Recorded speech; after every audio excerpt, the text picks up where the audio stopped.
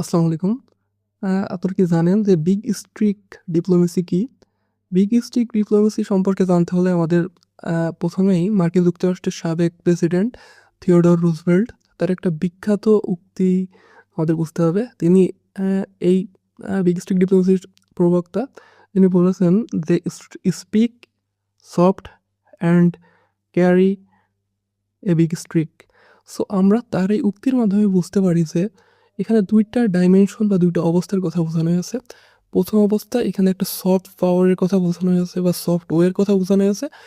দেন সেটা যদি ফেল করে তাহলে হার্ড পাওয়ার বা আরও শক্তি ব্যয় করে যেন ওই ডিপ্লোমেসি বা কূটনৈতিক সফলতা অর্জন করা যায় এটাই বোঝানো হয়েছে। আমরা যদি আরও সহজভাবে ব্যাখ্যা করি, নরমালি আমরা দেখতে পাই কি ডিপ্লোমেসি বলতে আমরা বোঝাই একটা রাষ্ট্রের সাথে আরেকটা রাষ্ট্রের নেগোসিয়েশনের যে প্রসেস সেটা হচ্ছে ডিপ্লোমেসি। সো এইখানে কে জড়িত থাকে? এখানে বিভিন্ন পক্ষ জড়িত থাকে। এর মধ্যে অন্যতম পক্ষ হচ্ছে কূটনীতিবিদ, বিভিন্ন রাজনৈতিক দলের নেতা, প্রধানমন্ত্রী বা বিভিন্ন পররাষ্ট্রমন্ত্রী। সেটা কি করে? বিভিন্ন দলের সাথে বা বিভিন্ন দলের লোকের সাথে বা বিভিন্ন দেশের সাথে তারা আলাপ আলোচনার মাধ্যমে কোনো একটা শান্তিপূর্ণ সমাধান করার চিন্তাভাবনা করে। বাট এই নেগোসিয়েশনে যেহেতু ২ টা দেশ বা ২ টা পক্ষ জড়িত থাকে, সো এটা সহজ নয় ২ টা দেশ বা একটা দেশের স্বার্থ রক্ষা করে নেগোসিয়েশনটা করা।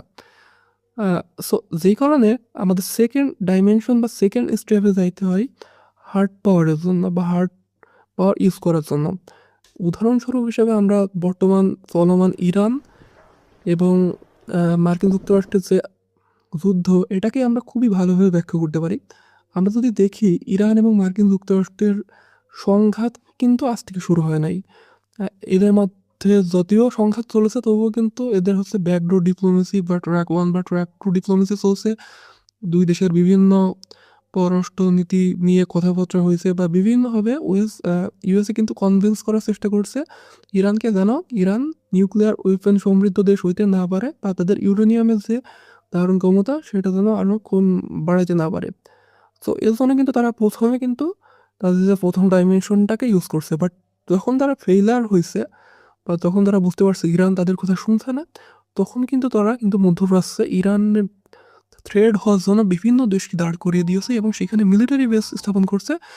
যেন কোনোভাবে ইরান যদি পরমাণু শক্তি নির্ভর দেশ বা তার দ্বারপ্রান্তে চলে যায়, তারা যেন একটা মিলিটারি অ্যাগ্রেশন, যুদ্ধ বা যেকোনো উপায়ে ইরানকে থামিয়ে দিতে পারে। সেটার চূড়ান্ত পরিণতি আমরা এখন দেখতে পাচ্ছি ইরান এবং মার্কিন যুক্তরাষ্ট্র এবং তার মিত্র ইসরায়েলের মধ্যে যে যুদ্ধ সংঘটিত হচ্ছে এইখানে। সো এইখানে মার্কিন যুক্তরাষ্ট্র তার সেকেন্ড ডাইমেনশন ইউজ করছে। সেইখানে তার